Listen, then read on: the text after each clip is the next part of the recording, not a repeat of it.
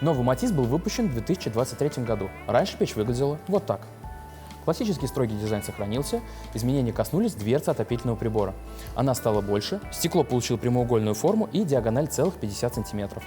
Вентиляционное отверстие и регулировка подачи воздуха на стекло теперь спрятаны сверху за дверцей отопительного прибора.